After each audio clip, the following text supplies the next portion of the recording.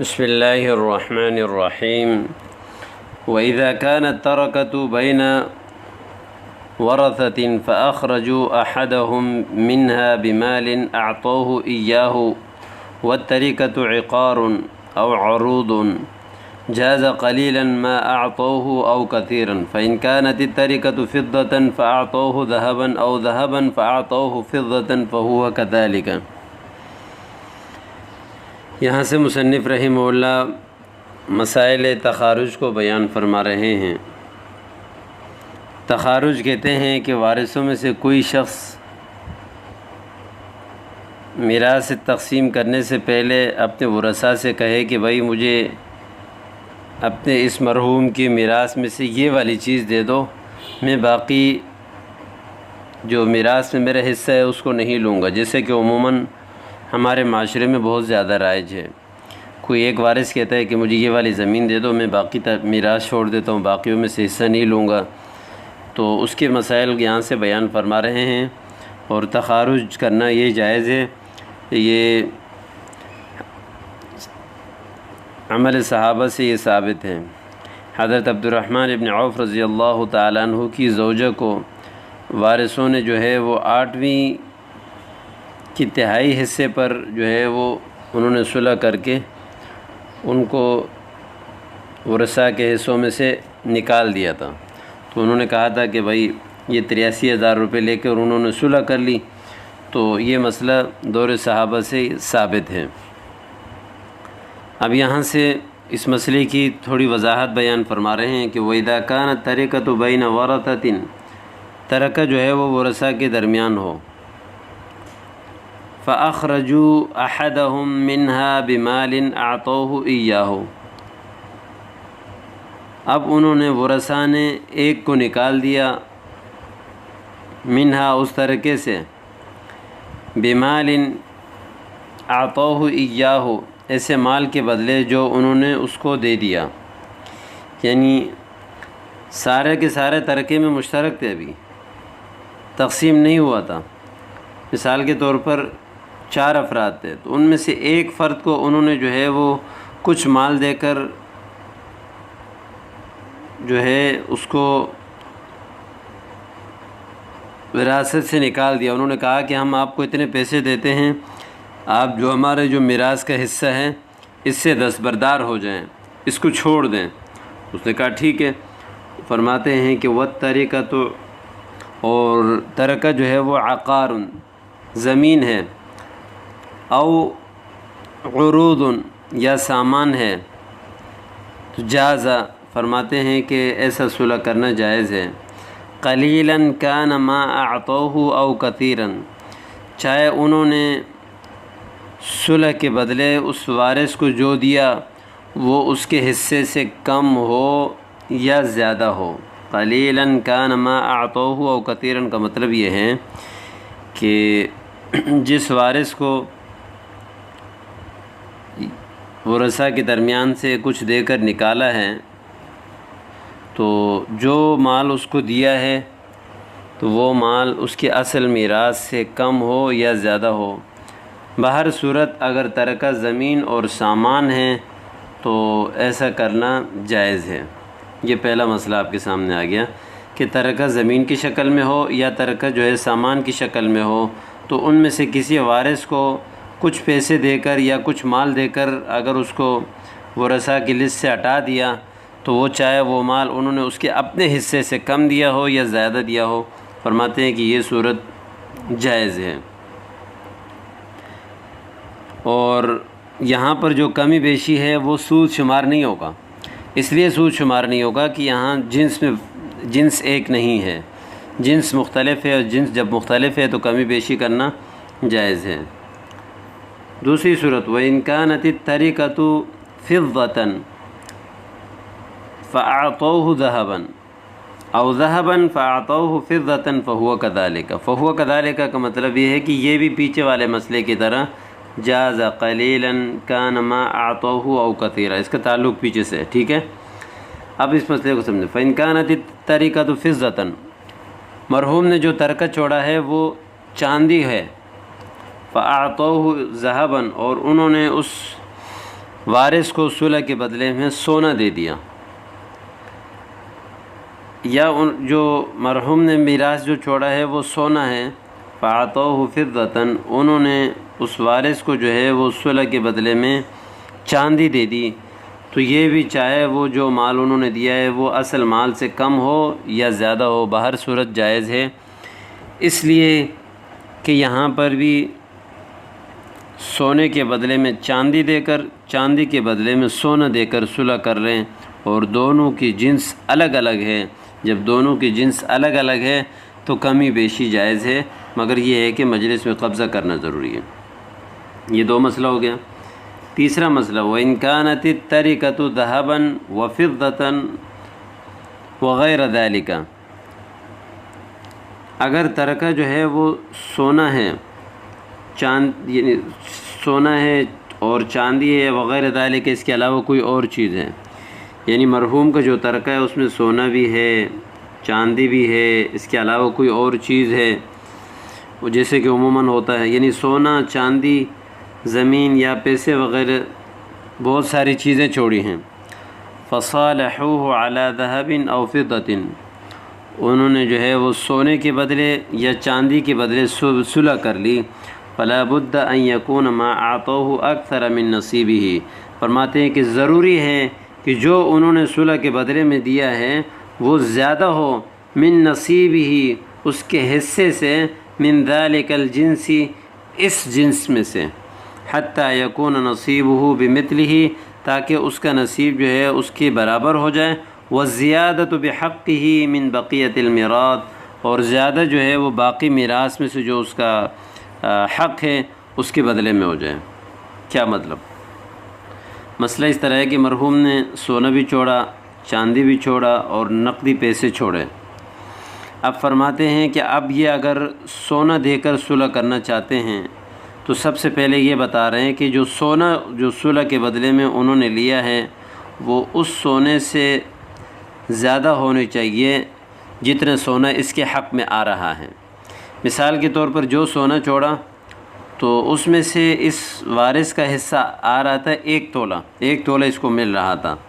تو فرماتے ہیں کہ اس کا جو جس چیز کے بدلے میں اس کے ساتھ صلح کیا جا رہا ہے، جو سونا دیا جا رہا ہے، تو وہ 1 تولہ سے زیادہ ہونے چاہیے۔ کیوں؟ اس لیے کہ جو 1 تولہ ہے وہ تو 1 تولہ سونے کے برابر ہو جائے، برابری ہونا ضروری ہے، ٹھیک ہے، سونا سونے کے برابر ہو جائے 1 تولہ۔ اب مثال باقی جو اضافی 1 تولہ اور دے رہے ہیں، یہ جو ہے باقی ماندہ چاندی اور روپے میں سے جو اس کا حق ہے اس کے بدلے میں ہو جائے۔ یہی بتانا چاہ رہے ہیں کہ فلا بد ان یکون ما اعطوه، ضروری ہے کہ جو انہوں نے دیا ہے اکثر من نصیبہ من ذلک الجنس، اس جنس میں سے اس کا جو حصہ ہے اس سے زیادہ ہونی چاہیے، حتی یکون نصیبہ بمثلہ، یہاں تک کہ اس کا حصہ جو ہے اس کے مثل کے برابر ہو جائے، وزیادۃ بحقہ من بقیۃ المیراث، اور زیادہ جو اضافی جو اس نے لیا ہے وہ باقی میراث میں سے اس کا حصہ ہو جائے، ٹھیک ہے۔ مثال کے طور پر یہاں اس نے چاندی لے کر صلح کر لی، اب اصل جو چاندی ہے اس میں سے اس کا حصہ بن رہا تھا 5 تولہ، اور اب اگر یہ صلح کریں گے تو کہہ رہے ہیں کہ 5 تولے سے زیادہ لے کر صلح کریں گے، مثال 6 تولہ یا 10 تولہ، کیوں؟ 5 تولہ تو 5 تولے کے برابر ہو گیا، جو باقی جو 3-4 تولے اضافی ہیں وہ سونا اور پیسوں میں جو اس کا حصہ ہے اس کے مقابلے میں ہو جائے گا۔ یہی مسئلہ یہاں پر بیان فرماتے ہیں کہ حتی یکون نصیبہ بمثلہ، یہاں تک کہ اس کا جو حصہ ہے وہ اس کے مثل کے بدلے میں ہو جائے، وزیادۃ بحقہ من بقیۃ المیراث، اور جو اضافہ ہے، جو زیادہ حصہ ہے وہ باقی میراث میں جو اس کا حق ہے اس کے بدلے میں ہو جائے۔ یہ تو ہو گیا ایک اور مسئلہ۔ اب آگے وَإِذَا كَانَ فِي التَّرِكَةِ دَيْنًا عَلَى النَّاسِ فَأَدْخَلُوهُ فِي الصُّلْحِ عَلَى أَنْ يُخْرِجُوا الْمَصَالِحَ عَنْهُ وَيَكُونَ الدَّيْنُ لَهُمْ فَالصُّلْحُ بَاطِلٌ۔ ایک آدمی مر گیا، سب سے پہلے اس کا ترجمہ کریں، وَإِذَا كَانَ التَّرِكَةُ دَيْنًا عَلَى النَّاسِ، ترکہ جو ہے لوگوں پر قرضہ تھا، فَأَدْخَلُوهُ فِي الصُّلْحِ عَلَى، انہوں نے اس کو صلح میں داخل کر دیا اس شرط پر کہ أَن يُخْرِجُوا الْمَصَالِحَ عَنْهُ، کہ وہ اس کو مصالح عنہ سے نکالیں گے، وَيَكُونَ الدَّيْنُ لَهُم جو قرضہ ہوگا وہ ان کے لیے ہوگا، فَالصُّلْحُ بَاطِلٌ صلح جو ہے وہ باطل ہو جائے گا۔ یہاں پہ ایک مسئلہ آپ اضافی سمجھ، ایک ہوتا ہے مصالح عنہ، ایک ہوتا ہے مصالح علیہ۔ مثال کے طور پر زید کا خالد کے اوپر 1000 روپے قرضہ ہیں۔ اب یہ جو خالد کے اوپر 1000 ہے، اب خالد نے کہا یار میں 1000 روپے نہیں دے سکتا، میں آپ کو یہ موبائل دیتا ہوں، یہ موبائل دیتا ہوں۔ تو یہ جو موبائل ہے نا، اس کو مصالح، جو موبائل جو اس نے دیا ہے اس کو کہتے ہیں مصالح علیہ، کیونکہ موبائل دے کر اس نے صلح کیا۔ اور جو 1000 روپے ہیں جو اصل رقم ہے اس کو کہتے ہیں مصالح عنہ۔ ٹھیک ہے، یہ مسئلہ اب آپ نے سمجھ لیا، تو یہ میں نے پہلے بھی سمجھایا تھا کتاب کے شروع میں۔ اب آتے ہیں اس مسئلے کی طرف۔ مسئلہ اس طرح ہے کہ ایک شخص کا انتقال ہو گیا، مثال کے طور پر زید کا انتقال ہو گیا، اور زید کے جو ہے وہ لوگوں پر قرضے ہیں، یا لوگوں پر نہیں، خالد کے اوپر جو ہے وہ قرضہ ہے 1000 روپے، اور زید کے جو ہے وہ 4 لڑکے ہیں، زید کے 4 لڑکے ہیں۔ تو اب ان 4 لڑکوں میں سے ایک نے کہا کہ بھائی تم مجھے میراث میں میرا حق دے دو، اور وہ جو میرے ابا کا قرضہ ہے خالد کے اوپر وہ تم لوگ وصول کر لینا۔ فرماتے ہیں کہ ایسا کرنا جائز نہیں ہے۔ اس کی وجہ یہ ہے کہ فرماتے ہیں کہ ایک اصول ہے کہ قرض کا مالک اسی شخص کو بنا سکتے ہیں جس کے اوپر قرضہ ہوتا ہے، اور مقروض کو قرض کا مالک بنانے کا مطلب یہ ہوتا ہے کہ قرضہ اس کے لیے معاف کر دیں۔ اب یہاں مقروض کے جو قرضہ ہے وہ مقروض کے علاوہ کسی اور شخص کو مالک نہیں بنا سکتے۔ اب جب ایک وارث کچھ روپے لے کر نکل جاتا ہے اور قرض کی ذمہ داری باقی 9 بھائیوں پر ڈالتا ہے کہ بھائی قرضے کے بدلے مجھے کچھ دے دو، اور میرے حق کے جو 100 روپے قرضے ہیں فلاں کے اوپر وہ تم وصول کر لینا، تو فرماتے ہیں کہ یہ ایسا کرنا جائز نہیں ہے، کیونکہ قرضے کا مالک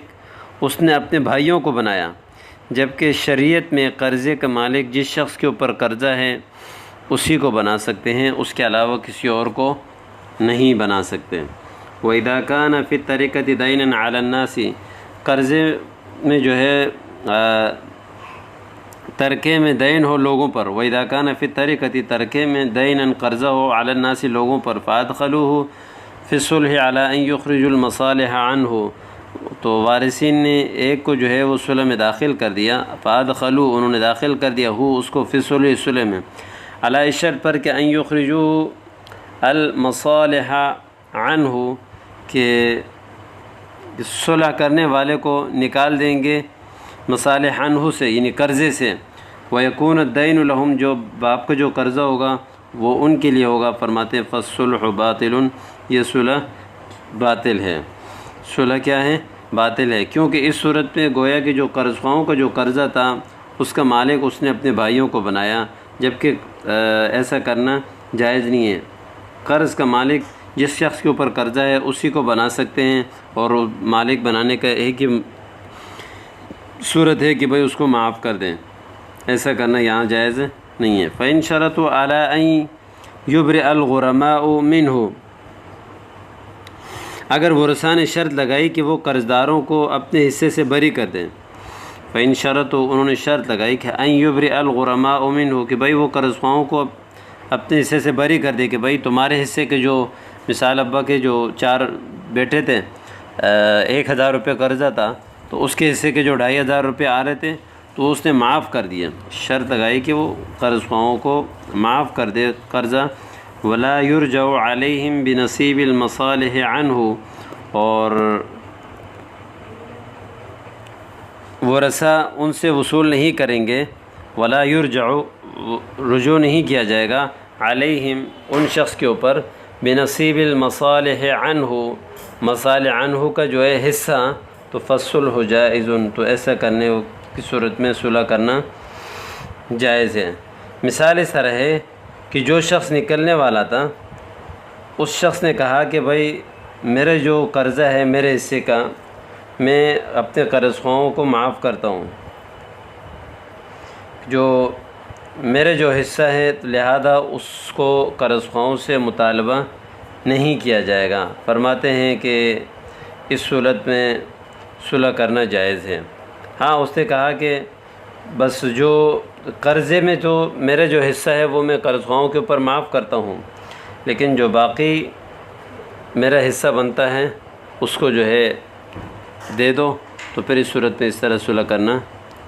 جائز ہے۔ فَإِن شَرَطُوا، اگر انہوں نے شرط لگائی کہ عَلَىٰ أَن يُبْرِئَ الْغُرَمَاءُ مِنْهُ، کہ وہ قرض خواہوں کو جو ہے وہ معاف کر دے گا، وَلَا يُرْجَعُ عَلَيْهِمْ بِنَصِيبِ الْمَصَالِحِ عَنْهُ، کہ وہ اپنے ورثاء پر رجوع نہیں کرے گا مصالح عنہ کے حصے کا، یعنی قرضے کا جو حصہ اس کا بنتا ہے وہ معاف کرنے کے بعد